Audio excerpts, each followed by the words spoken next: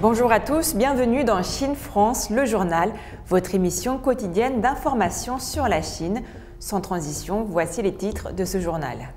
Les taïkonautes saluent les Chinois depuis l'espace à l'occasion du Nouvel An lunaire.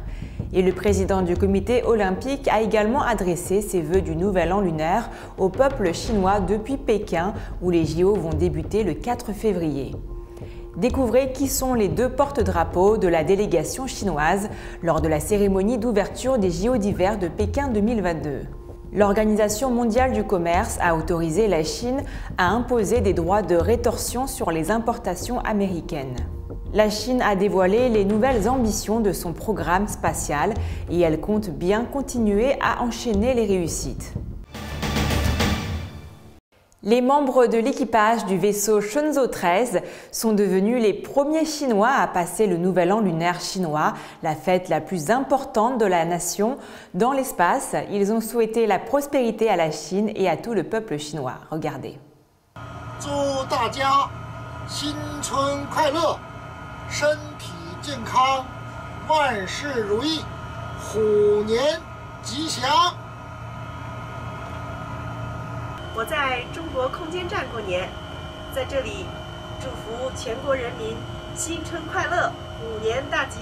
我在我们中国的空间站里祝愿全国人民新春愉快，阖家幸福。祝愿我们伟大的祖国繁荣昌盛，国泰民安。 Les JO d'hiver de Pékin s'ouvriront dans quelques jours. Le président du comité international olympique, Thomas Bach, est à Pékin, où il a souhaité au peuple chinois une heureuse et fructueuse année du tigre. Olympic friends, Zhu Daja, Xinchuan Kuai-le, Hunyan Daji. This year of the tiger is also an Olympic year. So let us celebrate the Olympic spirit together at the Olympic Winter Games Beijing 2022. Les membres de l'équipe olympique française sont arrivés à Pékin samedi 29 janvier, avant la cérémonie d'ouverture des Jeux olympiques d'hiver 2022. Au total, 86 athlètes seront en compétition dans 10 épreuves telles que le ski alpin, le biathlon, le patinage de vitesse, le bobsleigh et le snowboard.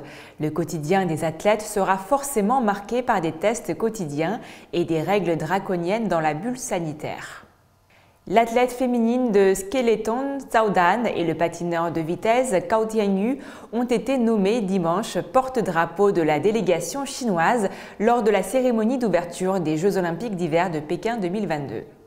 Zhao Dan est née dans la région autonome de Mongolie intérieure, dans le nord de la Chine. Elle a été sélectionnée dans l'équipe nationale de skeleton en 2018. Zhao Dan, âgé de 19 ans, est considéré comme l'un des grands espoirs de Pékin 2022. Cao Tianyu, âgé de 24 ans, est l'une des plus brillantes stars chinoises de patinage de vitesse de ces dernières années. Il est devenu membre de l'équipe nationale de patinage de vitesse de la Chine en 2016. En 2018, il a remporté la médaille de bronze sur le 500 mètres hommes lors des JO d'hiver de Pyeongchang, devenant ainsi le premier patineur de vitesse masculin chinois à remporter une médaille aux JO d'hiver.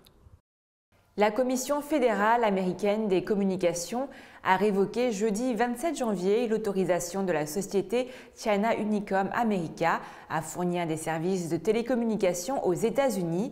Suite à cette décision, la Chine a déclaré s'opposer fermement à la suppression malveillante de l'opérateur chinois de télécommunications aux États-Unis. La Chine s'oppose fermement à la généralisation du concept de sécurité nationale des États-Unis, à son abus du pouvoir de l'État et à sa suppression malveillante répétée sur les opérateurs chinois de télécommunications en l'absence de faits, a déclaré vendredi 28 janvier le ministère chinois du Commerce. La Commission fédérale américaine des communications a révoqué jeudi 27 janvier l'autorisation de la société China Unicom America à fournir des services de télécommunications aux États-Unis. Cet acte est une déviation sévère par rapport aux principes axés sur le marché et a porté atteinte aux droits et intérêts légitimes des entreprises et des consommateurs chinois, dont ceux des États-Unis, et a perturbé l'ordre normal de l'économie et du commerce internationaux selon le ministère.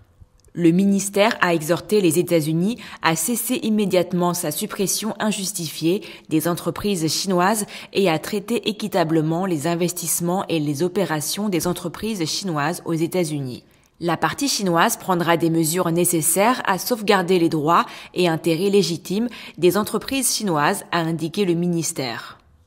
L'Organisation mondiale du commerce a rendu une décision sur les contre-mesures prises par la Chine contre les droits compensateurs américains sur certains produits chinois, jugeant que Pékin a le droit de riposter en imposant des droits sur 645 millions de dollars d'importations américaines par an pour non-respect d'une décision de l'Organisation mondiale du commerce par les États-Unis, a annoncé le 27 janvier le ministère chinois du commerce. Selon le ministère, le résultat de cette affaire est d'une grande importance pour corriger les pratiques compensatoires illégales des États-Unis, sauvegarder les intérêts commerciaux légitimes des entreprises chinoises et défendre le système commercial multilatéral. C'est la deuxième fois que l'Organisation mondiale du commerce fait droit à une requête de la Chine contre les États-Unis. Elle s'était déjà vue accorder le droit d'imposer des droits de rétorsion de 3,58 milliards de dollars par an contre les importations américaines dans le cadre d'un différend porté devant l'Organisation mondiale du commerce au sujet des mesures anti-dumping en 2019. La Chine a publié vendredi 28 janvier un livre blanc sur le programme spatial du pays. L'annonce par la Chine de nouvelles lignes directrices pour son programme spatial souligne la volonté de Pékin de dynamiser le secteur et de prendre une part active dans la course à l'espace. La Chine a récemment accompli de grandes avancées dans le domaine, du retour d'échantillons lunaires sur Terre au début de l'assemblage d'une station spatiale. Et le pays ne compte pas s'arrêter en si bon chemin.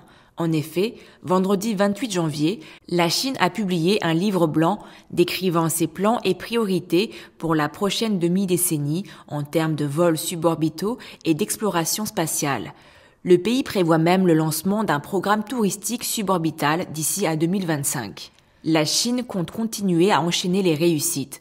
Le livre blanc indique ainsi: au cours des 5 prochaines années, la Chine intégrera la science, la technologie et les applications spatiales tout en poursuivant une nouvelle philosophie de développement, en construisant de nouveaux modèles et en répondant aux exigences d'un développement de haute qualité. La Chine a déclaré qu'elle allait poursuivre ses explorations de la Lune et ses recherches pour un atterrissage lunaire habité qui aura lieu d'ici 5 ans. La Chine prévoit d'atterrir dans les régions polaires sud et nord de la Lune et de les explorer d'ici à 2030, selon le livre blanc dévoilé vendredi 28 janvier par les autorités chinoises. La Chine a également annoncé le développement d'un vaisseau spatial habité de nouvelle génération pour soutenir l'exploration de l'espace cislunaire, selon les déclarations de l'administration nationale de l'espace chinois, indique l'agence Xinhua. Par le biais de son programme spatial, la Chine tend vers la coopération internationale.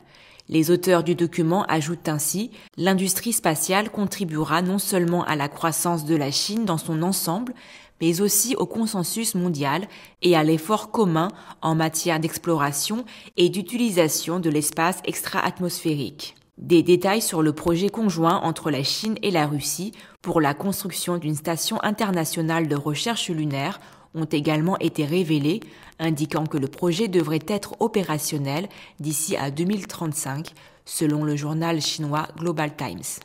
L'industrie de l'aviation civile de la Chine cherchera à se développer de manière écologique et à faible émission de carbone au cours de la période du 14e plan quinquennal allant jusqu'à 2025, selon une feuille de route publiée par l'administration de l'aviation civile de Chine.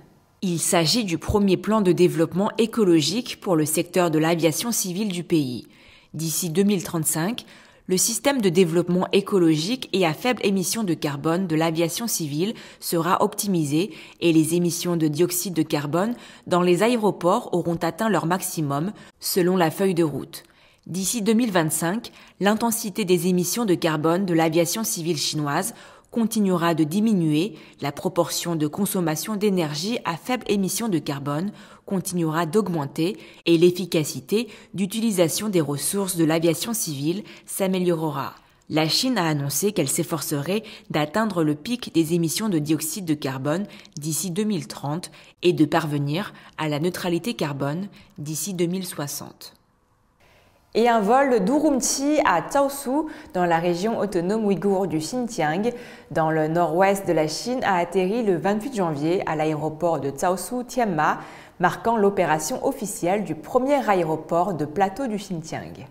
L'aéroport est situé à plus de 1700 mètres d'altitude dans le comté de Chaozhou, dans la préfecture autonome kazakh d'Ili. En tant que 23e aéroport civil du Xinjiang, il couvre une superficie d'environ 170 hectares. Sa construction a commencé en septembre 2019 et sa piste a été terminée en juin 2020. Selon l'aéroport, le débit de passagers de l'aéroport régional civil domestique est conçu pour atteindre 200 000, tandis que le débit de fret et de courrier atteindra 600 tonnes d'ici 2025. Il devrait promouvoir le développement de l'industrie touristique locale et améliorer l'environnement des investissements, a déclaré un responsable local. Situé à côté du Kazakhstan, le comté de Chaozhou est connu comme la terre natale des meilleures races de chevaux de Chine. Le comté possède également des ressources touristiques uniques qui attirent de nombreux touristes chaque année.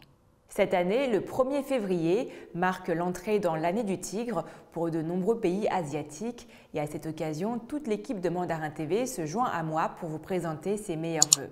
Très belle journée ou très belle soirée sur Mandarin TV.